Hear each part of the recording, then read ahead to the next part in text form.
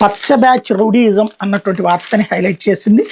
శాంతియుత ఆందోళనలపై చంద్రబాబు సర్కార్ ఆటవిక చర్యలు, మెగా డిఎస్సి 2025 స్కామ్పై రాష్ట్ర వ్యాప్తంగా వైఎస్ఆర్సీపీ రిలే దీక్షలు, ఫీజులు, వసతి దీవెన బకాయిలు, నిరుద్యోగ భృతి తక్షణమే చెల్లించాలి, మెగా డిఎస్సి స్కామ్ మీద సిబిఐతో విచారణ చేయాలి, విద్యాశాఖ మంత్రి లోకేష్ రాజీనామా చేయాలి, వైఎస్ఆర్సీపీ చేపట్టిన ఆందోళనకు డిఎస్సి బాధిత అభ్యర్థులు, నిరుద్యోగులు, జంజీ మద్దతు, ఉద్యమం ఉధృతం, తన కుమారుడి రాజకీయ భవితపై కలవరంతో టీడీపీ శ్రేణులు,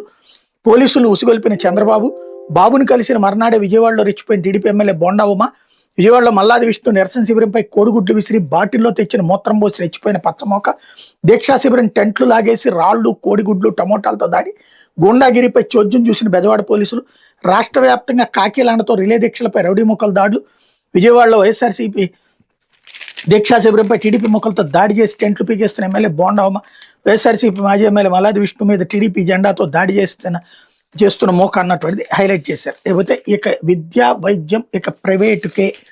ముసాయిదా బిల్లు 2026 కేబినెట్ ఆమోదం, మహిళలు, చిన్నారులపై జరిగే నేరాలపై వేగవంతమైన విచారణకు ఉద్దేశించిన దిశా బిల్లు ఉపశమనకు పచ్చజెండా,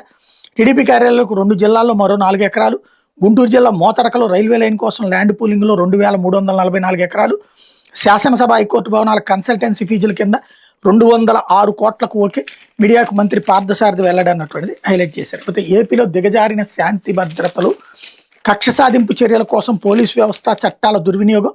భారతీయ సిమెంట్స్, ఫ్రెంచ్ గ్రూప్, వికాట్ వంటి మల్టీనేషనల్ కంపెనీలు బెదిరిస్తున్నారు, మెగా డిఎస్సి పేరుతో ఉపాధ్యాయుల నియామకాల్లో భారీ అక్రమాలు, వైఎస్ జగన్ భద్రతపై ప్రభుత్వ నిర్లక్ష్యం, కేంద్ర హోంమంత్రి అమిత్ షాకు వైఎస్ఆర్సీపీ ఎంపీల ఫిర్యాదు అన్నటువంటిది హైలైట్ చేశారు. లేకపోతే ఉచిత చెల్లింపులకు బిల్లు అన్నది